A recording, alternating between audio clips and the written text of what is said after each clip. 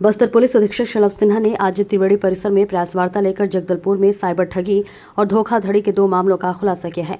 पहले प्रकरण में प्रार्थी अरिमा दिवांगन दिनांक 10 दिसंबर 2024 से 12 दिसंबर 2024 के मध्य इन मोबाइल नंबर 7000921076 के व्हाट्सएप में अज्ञात मोबाइल नंबर 7067588067 का धारक द्वारा संपर्क कर होटल रेस्टोरेंट शेयर रिव्यू का ऑनलाइन काम करता है बोलकर टेलीग्राम में जोड़कर अलग अलग टास्क को कंप्लीट कराकर फर्जी CEXIO ऐप की रकम दिखाकर अलग अलग UPI व खातों के माध्यम से रकम जमा करवाकर करीब 6,96,600 रुपये का ठगी किया है। रिपोर्ट पर उप पुलिस अधीक्षक साइबर श्रीमती गीतिका साहू के नेतृत्व में साइबर सेल द्वारा मामले की तकनीकी जांच एवं विवेचना आरंभ की गई है। विवेचना के दौरान पूर्व में आरोपी राजेंद्र सिंघानिया पिता केशवराम सिंघानिया निवासी तोसीना जिला नागौर राजस्थान को गिरफ्तार कर न्यायिक रिमांड पर भेजा गया है। प्रकरण में अन्य आरोपी का संलिप्त पाए जाने से एक अन्य आरोपी को अहमदाबाद गुजरात से गिरफ्तार किया गया है। वही दूसरे प्रकरण में देवांश कुमार बजाज ने दिनांक 28 मार्च 2025 से 14 अप्रैल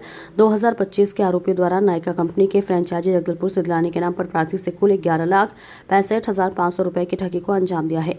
आरोपियों द्वारा प्रार्थी को झांसे में लेने के लिए fake website Nykaa franchise India का सहारा लिया जाता था, जिसके बाद से ये मामला सामने आया। पूर्व में इस प्रकरण में एक आरोपी गोपाल कुमार शर्मा पिता स्वर्गीय हरिदेव निवासी खाजे कला पटना बिहार को गिरफ्तार किया जा चुका है।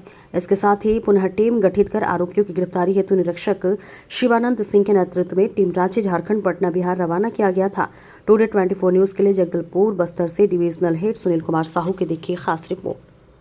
ऑनलाइन शॉपिंग के नाम पे या फ्रेंचाइजी लेने के नाम पे वेबसाइट को एक्सेस करके जो है फ्रॉडस्टर साइबर अपराध करते हैं। अभी का जो हमारा रिसेंट केस है उसमें भी यही हुआ है।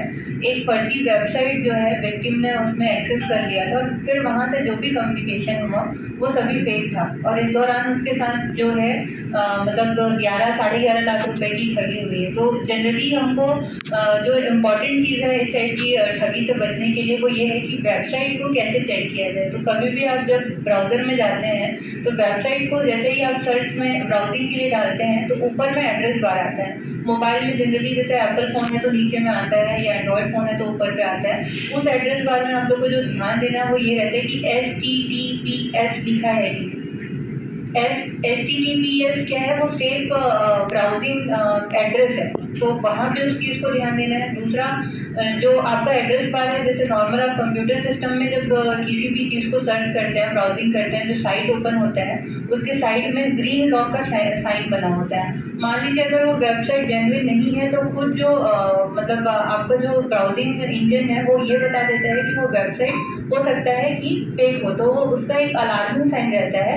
एक्सक्लेमेटरी या तो येलो साइन रहेगा या तो डॉग में कट लगा होगा या अनसिक्योर का कुछ भी रेड क्रॉस टाइप का एक साइन बना रहता है। तो ये एक चीज़ ध्यान देंगे। इसके अलावा जो वेबसाइट बनती है वो किसका नकल किया जाता है, तो आप इस चीज़ को भी ध्यान देते हैं। कई बार क्या होता है ग्रामेटिकल मिस्टेक्स होते हैं। जनरली जो जेन्युइन वेबसाइट्स होती है उसमें जो इंग्लिश वगैरह जो यूज़ हुआ रहता है वो सही उसमें ग्रामर रहता है, सही स्पेलिंग होती है। आप एड्रेस बार में भी कई बार जाएंगे तो जो .com है या .in है इसके अलावा कुछ और भी लिखा हो सकता है, तो वो चीज़ भी आप एक बार चेक करिए। जैसे .com लिखा हुआ है, .in लिखा हुआ है, मतलब वो ज़्यादातर सेफ है। अगर मान लीजिए आपने नायका ही सर्च किया हुआ है और नायका का स्पेलिंग आपको मालूम है लेकिन वहाँ पे एड्रेस बार में वो नायका का स्पेलिंग क्या है गलत लिखा हुआ है, तो वो भी एक अलार्मिंग साइन है कि आपको ये समझना पड़ेगा, हो सकता है वो वेबसाइट जेन्युइन ना हो। इसके अलावा जो whois.com करके एक मतलब ब्राउजिंग मतलब एप्लीकेशन है समझिए, उसमें आप डालेंगे तो आपको जो पर्टिकुलर जिस एड्रेस को आप सर्च कर रहे हैं, जो डोमेन है जिसमें आप जिसको सर्च कर रहे हैं उसके बारे में, उसकी जेन्युइनिटी के बारे में, कितने टाइम तक वो ऑपरेट हुआ है, इन सब के संबंध में जानकारी मिल जाती है। तो जैसे कोई मान लीजिए वेबसाइट नया आया है तो उसका रजिस्ट्रेशन वगैरह डेट दिखा देता है, वहाँ से भी क्लियर हो सकता है कि ये जो वेबसाइट है वो अभी बनी है। तो हो सकता है क्योंकि कंपनी तो पुरानी है, अचानक से नई वेबसाइट क्यों बनाएंगे, कंपनी की जो वेबसाइट भी है वो भी पुरानी ही होगी। तो वहाँ में भी आप एक बार ध्यान दे सकते हैं। इसके अलावा I4C का एक बहुत अच्छा उपाय आया हुआ है। आप जब cybercrime.gov.in में जाएंगे, मान लीजिए आपको किसी फर्जी वेबसाइट या किसी ऐसी वेबसाइट है जिसको आपको लग रहा है कि ये सस्पिशियस है, तो आप उसका मतलब शिकायत वहाँ पे दर्ज कर सकते हैं या आप वहाँ पे चेक भी कर सकते हैं। तो कभी भी आपको लगे कि ये वेबसाइट जेन्युइन नहीं है, तो आप cybercrime.gov.in में जाइए, वहाँ पे आपका जो एड्रेस आया हुआ है उसको आप वहाँ पे अपलोड कर दीजिए, तो आपको वहाँ से भी जानकारी मिल जाएगी।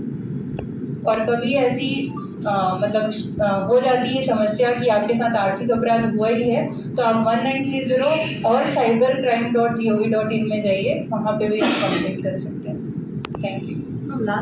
आप लोगों को जानकारी है कि साइबर ठगी के मामलों में हम लगातार प्रयास कर रहे हैं कि लोगों को अवेयर करके, लोगों को जागरूक करके साइबर ठगी से बचाया जाए। प्रिवेंशन की तरफ हम लोग काफ़ी कार्य कर रहे हैं। साथ ही साथ कई बार जब ऐसी शिकायतें आती हैं कि लोग साइबर ठगी के शिकार हो गए, तो उन मामलों में तत्काल कार्रवाई करके जो ठगी की गई रकम है उनको होल्ड करा करके विक्टिम्स को वापस कराने का भी काम किया जा रहा है।